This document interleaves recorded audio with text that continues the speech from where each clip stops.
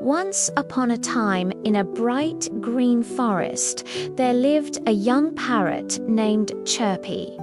Now, Chirpy was a very clever bird.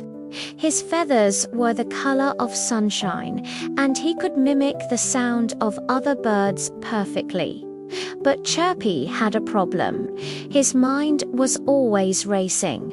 All day long, he worried about everything. Was it going to rain? Would the fruits on the trees run out? Did other birds like him?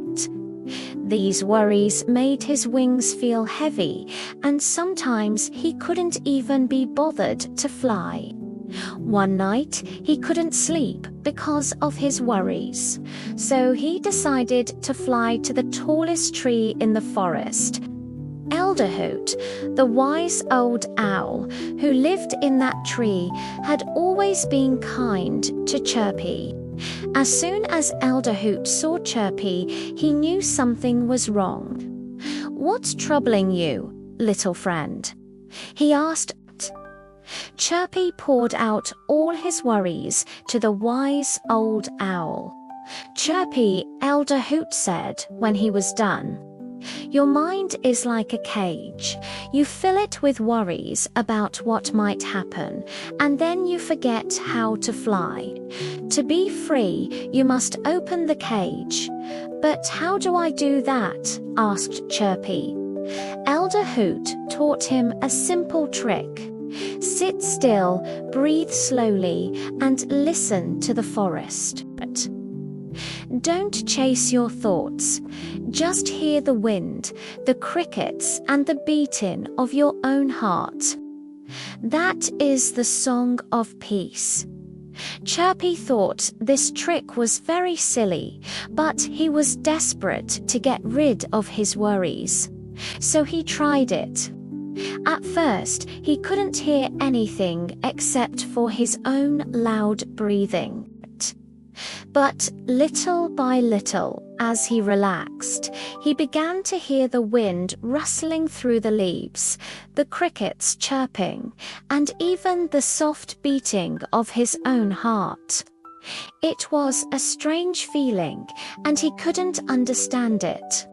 But it was a nice change from his worries. Elder Hoot said, "This is the first step, my little friend. You have found stillness within you. Now you must find peace." And Elder Hoot taught him another trick. When you are still, you can watch your thoughts like clouds passing in the sky. When you are at peace, you can enjoy the sunshine without the clouds. You can savor the sweetness of this juicy mango without thinking about what will happen tomorrow. Then Elder Hoot offered a juicy mango to Chirpy. At first, he couldn't help but think about how good it would taste. But he remembered Elder Hoot's words and focused on the moment. For a long time, he just enjoyed the taste of the sweet mango. It was the sweetest fruit he had ever tasted. From that day on, Chirpy practiced these tricks every day.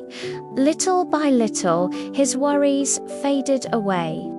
He learned to sit still and be at peace. Soon, he could enjoy the sweetness of fruit, the beauty of the sunrise, and the joy of flying without fear. One day, while practicing his trick, Chirpy saw a little mouse. She was sitting still, just like he had learned, but she wasn't at peace. Her eyes were wide with fear as she looked around her. "Why aren't you at peace, little mouse?" asked Chirpy. The little mouse sighed. "I am afraid of everything. I'm afraid of the owls, the snakes, and even the farmers in the fields. Because of my worries, I can't even enjoy a piece of cheese in peace." Chirpy felt very sorry for her. "I used to be like you," he said, "but Elder Hoot taught me some tricks to help me stop worrying. Would you like to learn them?" The little mouse's eyes lit up. "I would love to," she squeaked, and so Chirpy shared the tricks with the little mouse.